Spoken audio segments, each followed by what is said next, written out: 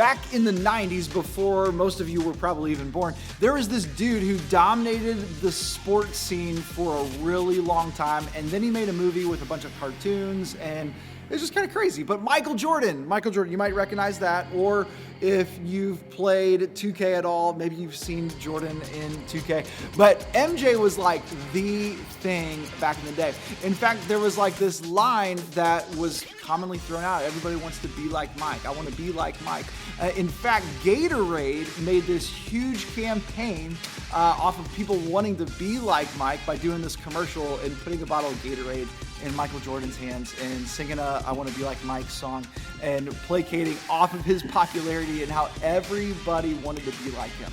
Well, today as we wrap up our series on Ephesians, I want to read this verse for you. This is Ephesians chapter 5, verses 1 and 2. It says, "Imitate God, therefore, in everything that you do, because you are his dear children. Live a life filled with love, following the example of Christ. He loved us and offered himself as a sacrifice for us, a pleasing aroma to God." So there's a couple of things in that passage that really stick out to me. One, we're supposed to be imitators of Jesus. And it's not out of duty. It's also not to earn God's favor. Realize this, it says that we're to imitate God because we are his dear children. We're not imitating God in order to earn his love. We are loved simply because we're God's children.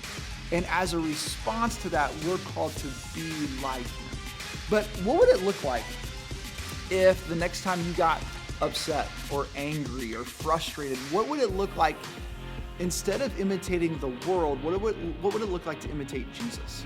What would it look like to deal with those day in and day out scenarios and take time to pause, to reflect, to have a conversation with him and simply ask God, how would you respond to this moment?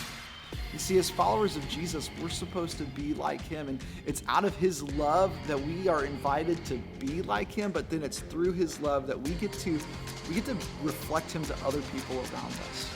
So as you walk this out, as you understand what it means to live that bold life, to follow Jesus boldly, realize this, that God's calling you to live a life that's outside of yourself, where you get to be more and more like him in order to show other people the goodness of God.